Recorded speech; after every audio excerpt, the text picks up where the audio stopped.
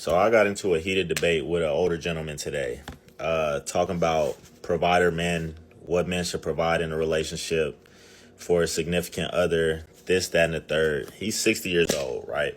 Him and his wife have been married for numerous amount of years. And he explained to me, yeah, man, my wife has never had to touch a bill, this, that, and the third. And I was like, I get it, OG. I get it. All right, welcome back to another video of Overreacting. No book of, but I go by the name of Eli. As always, we got Jew with us. What it do, it's your boy Jew, and make sure you like, subscribe to the Daily Wrap Up Crew, and don't hesitate, pick up the merch too, you heard? Okay, that's kind of clean. That's what I'm saying. Listen, this next video was sent over to us by you guys, the viewers, and it deals with this term provider man. You know, we always hear women talk about provider, and we only know they only speaking purely of finances and things of that nature. So this next video we're gonna react to and give our thoughts to it, and we're gonna come right back. So I got into a heated debate with an older gentleman today, talking about provider men, what men should provide in a relationship for a significant other, this, that, and the third. He's 60 years old, right? Him and his wife have been married for numerous amount of years. And he explained to me, yeah, man, my wife has never had to touch a bill, this, that, and the third. And I was like, I get it, OG. I get it. But do you know what economy we're in right now? And he said, yeah, y'all young folks just ain't trying to make enough money. I'm like, okay, well, how much money do you think these young folks need to make to provide for two people off of one income? He said 6 figures, $100,000. First of all, only 18% of Americans make $100,000 a year. Everybody ain't touching 100,000, right? Let's just break down the necessities though. Let's say you make 100,000, right? Let's start with rent. I'm in here in Washington. Rent for a 2-bedroom, $2,400. Let's multiply that times 12. Get your notepads out, man, and keep follow. $28,800, $2,400 a month for a year. Subtract that by 100,000, you got $71,200. All right. Next, we got 2 car notes. I'm just assuming average 2 $400 car notes. That's $800. Multiply that times 12, $9,600.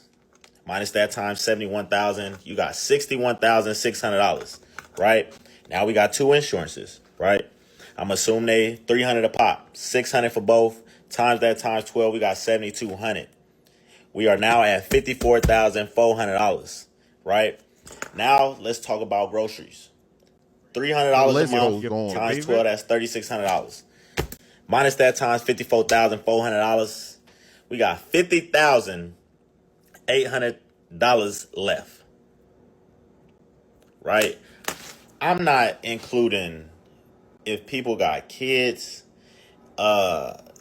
dates, any leisure activities, clothes, hygiene, cleaning supplies, gas, car maintenance, savings.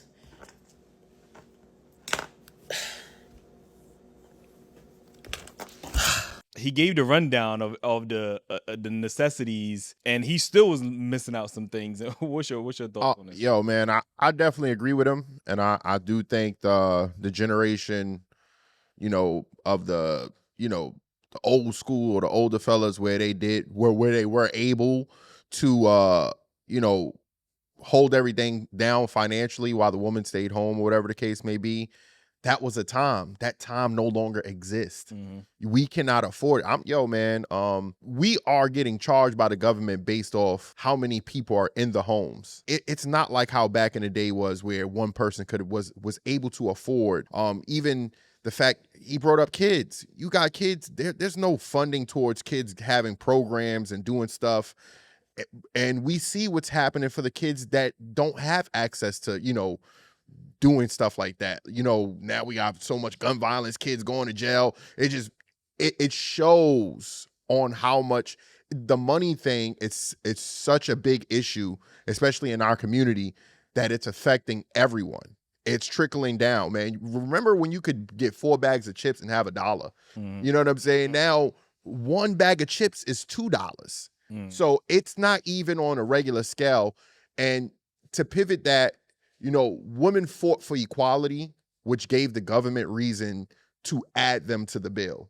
They started making money So why shouldn't their money be able to help provide for the family like the man does? Now, I'm not saying that she should be responsible for all the bills. And hey, if your woman don't work, you know, kudos to you, man. But I think it's a time and error where if her money is not being saved for your future and you're paying for the bills while you guys are living, then I don't know what the fuck to do, bro. It's hard out here. It's two different it's like when this is like a basketball analogy. It's not, Yeah. you know how we be trying to compare the new generation to the last generation, the old generation, and it's like, yo, you can't compare them because just the skill level and then the difficulty level, whatever the case is, right? This kind of reminds me of that whole scenario, right? Yeah. The older people are not taking into consideration inflation, and your bills were extremely less than, you didn't have all these utilities and things that you had to pay for, subscriptions,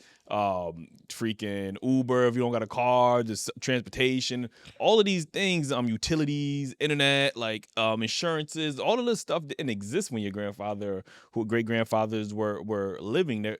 You know, they probably was paying like $150-$300 for rent. Like, you get what I'm saying? That ain't And nothing. still paying that mortgage today. So, you know, they probably own a home. And the thing is, they weren't working harder. These motherfuckers was in factory jobs. Like, you know what I'm saying? They didn't have to go to college.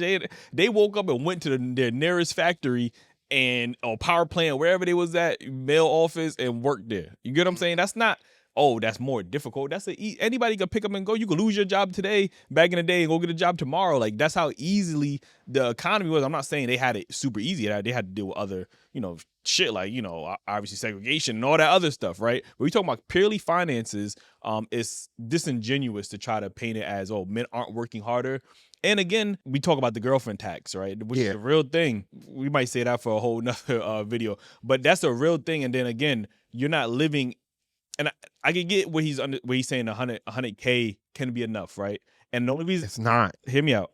The only reason I say that might be enough is if you live within your means. And I get that, you kids and everything, you get what I'm saying? But if you lived if a lot of people lived within their means, maybe they could afford somewhat of a lifestyle for that traditional family that everybody wants to go back to. But if you got your girl who's telling you that she need to get her nails done every week, she need to go on vacation every other week, every other month, if you taking that in consideration, she want to live in a super luxurious penthouse or something like that, then you're not living within your means. I always say, if you're willing to compromise and pick up and go somewhere like in the South or whatever the case is, or maybe even move to a different country where the cost of living is cheaper and you're able to work at the remote jobs.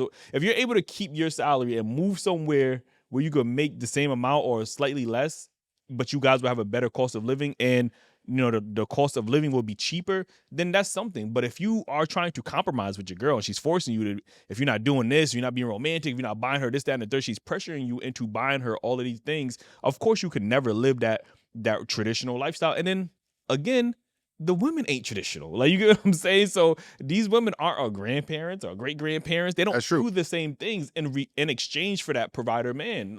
We just had a woman on. We just reacted to a video. The woman said she don't cook for her husband and stuff like that. That was a necessity. That was a necessity back in the day. Like, that it was a trade off. Like, if I'm going to work hard and bust my ass and work towards my death, work faster towards my death because now I'm more stressed, I'm more whatever the case is. At least I could come home to a clean house, a cooked meal, or some sex or whatever the case. Now men aren't coming home to those things, but we're still expected to provide like our grandfathers. They even mentioned like how realistically most people have to work 2 jobs to live a suitable life. We don't talk about how many people are, four different strangers sharing a 1 bedroom. This is real life stuff. I don't think people really think about like the tax of, you got to work your whole life and don't enjoy anything about it. And again, it's all about what is really important to you. Is family really important to you? That nuclear family really important to you? Because then you would have to make some compromises. And we see almost every ethnic group of, we talk of migrants that come here, they all working towards a common goal. So you see the Hispanic woman working alongside her man. You see how many times we go to the Chinese spot, we see both of them working. Like, you know what I'm saying? Like, people understand the concept of working together and building as a unit. instead of even the Indian household, taxi, and then the wife is doing X, Y, and Z, selling whatever she got to say. Like, you see people working collectively together because they understand that, yes, America has these opportunities, but America is not cheap, and you have to work alongside your partner because not everybody can afford.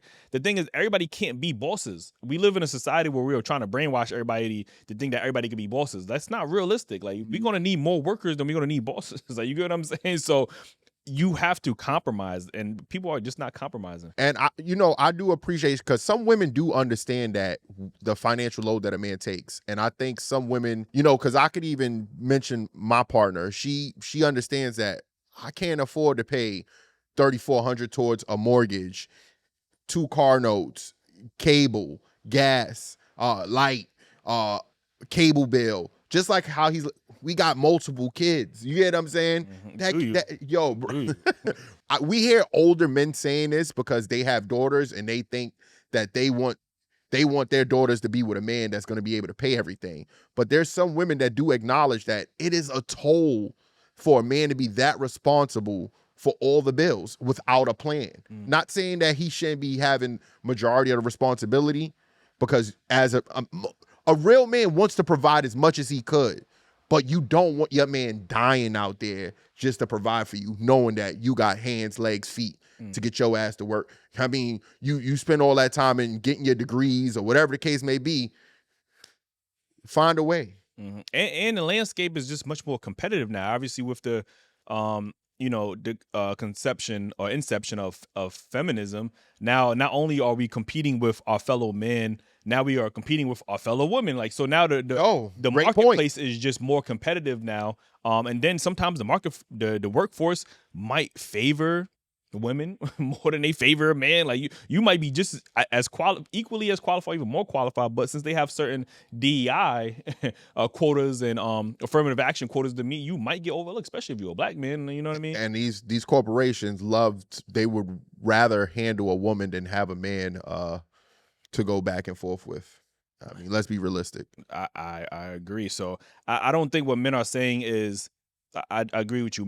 If men were in position to just be able to foot the bill for everything, they would. But again, don't think men are just doing it just because we're men. No, we expect something in exchange. Like, you get what I'm saying? Like, it's not just, oh, you're just a woman, I'm just, no, we want something in exchange. But again, men are also logical. Well, most men are logical, and they're thinking about the real world economy.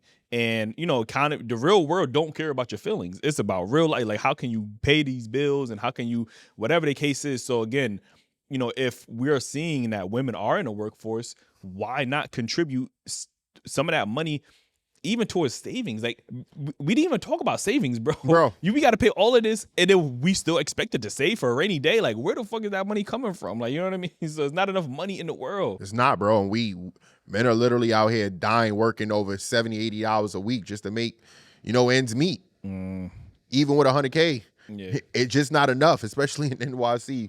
I don't know about where, you know what I mean? I probably made over $100K at work, probably like 2-3 years.